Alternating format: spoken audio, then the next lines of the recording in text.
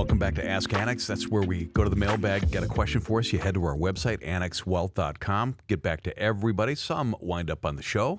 Joining us today, Fred Coleman, a CFP and a branch director at Annex Wealth Management. Hey, Fred. Hey, Danny. Matt Morzy, director of research, also a CFP. Welcome to you. Hey, Danny. You guys kind of, what are you smiling at? The fact that I made a big deal of CFP? What?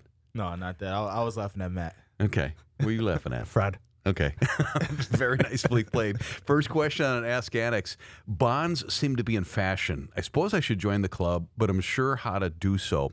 What's the easiest or smoothest way to get invested? Some sort of bond fund? And if so, what kind of bond fund? Done research, but only come away more confused. I don't know the last time that we started off with, man, bonds are great. We should really find out how to get into these things. You know, with how well the stock market's done over the last few years, and fixed income, especially longer term bonds, are still in a bear market coming back from 2022 when the Fed started raising interest rates. We don't get that question a lot, but with the market volatility we've had so far this year, and that the bonds are, essentially flat to a little positive, depending on where you're looking, I certainly can understand it. When I read a question like this, it actually just poses more questions in my mind about what is the person getting at, or kind of where are they coming from. And where I really want to go down to is, what is your actual risk tolerance? And, where are you positioned currently in your portfolio? It almost sounds like they might not have any bonds right now, and they're an aggressive investor, fully invested in stocks, but because stocks are down and bonds are up, hey, maybe we should be doing that. And one thing I don't want to do is chase returns. But I want to make sure that the person's in the right risk tolerance. So but they're providing the cushion that people need, right? Exactly. And there's a great place in that for people who want a well-diversified portfolio that's going to manage risk on both sides of the equation. But some people really are aggressive and they just want stocks. And then that bonds really aren't going to be there. But, I want to make sure that they're not trying to chase, hey, stocks are down now, I should switch.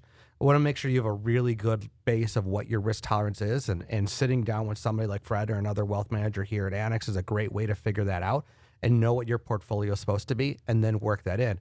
Because second part of that is, if we are going to have bonds in a portfolio, how are you going to do that? Is it individual bonds? Is it bond funds? Is it short term? Is it long term? Is it high yield? And developing a really diversified set of fixed income there, it goes a long way to getting what you want in that portfolio. So I have a lot more questions probably than answers that I'm giving out, but bonds have certainly held up this year. They've played a place in the portfolio, which has been awesome. But diversifying that set out and getting the right thing is really kind of unique to that person. Is it like stock mutual funds or ETFs where there's an all bond fund, or, Yeah, there certainly is that version of it. And the bond market is actually much larger than the stock market is, which I know we've talked about on here before. So getting something like that can be an easy way to do that, of just saying, hey, I just want exposure, give me everything, just like you can on the stock side.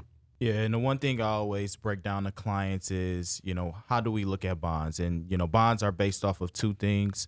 One of them is the credit worthiness of the actual issuer, and then also thinking about duration. So how long is it going to take you to get paid your original principal back? So that's if we're thinking about, individual bonds on that side.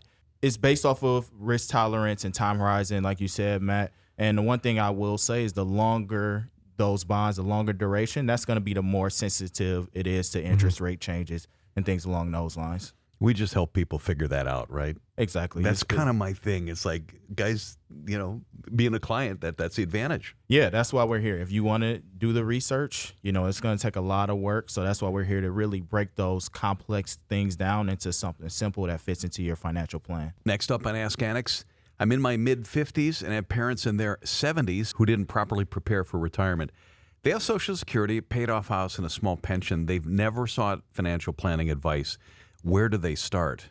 Can I have that one? How about they seek financial planning advice? Yeah. Well, you're right on the money, Danny. And I think this is a really important topic. We see a lot of clients dealing with similar situations, especially right now, helping aging parents who didn't fully prepare for retirement. It can be a little bit emotional, but also the financial side comes into play, and you're really smart to get ahead of it. The good news is, even though they're in their 70s, there's still time to optimize whatever they do have. So looking at, let's start with the bright side. They have their house paid off. They have Social Security. They have a pension. That's a really nice base and foundation to start with.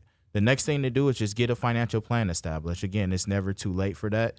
Let's get a full view of the income, spending, assets, whether we should evaluate the home. Should you keep it? Should you sell it? tap into equity. All those things come into play. And then also thinking about once you hit 70, start thinking about health a little bit more. So thinking about health insurance, how do we optimize that with our clients at this age? Really all the way along, we're looking at the estate plan every single year to evaluate what makes sense. But once you're in your 70s, your estate plan should consistently be reviewed. So I would say get professional advice. Even if it's a one-time thing, sit down with an advisor. Matt, it's interesting. This is almost flipped. Usually it's the people in their 70s who plan and the 50s have not. Yeah, for sure. I think usually at that point in time, you kind of know where you're at and where you are comfortable from a spending perspective, the assets you have and where you go. It's, it's nice though that they're still kind of looking out for them and going, okay, how can they do things maybe a little bit better, or what are ways to support them or make sure that they're set up the right way. But you're right. Usually it's kind of flipped from a generational standpoint. Matt Morzy, Director of Research, CFP on Ask Annex. Thank you. Thank you. Fred Coleman, CFP and a branch director. Thanks. Thanks, Danny.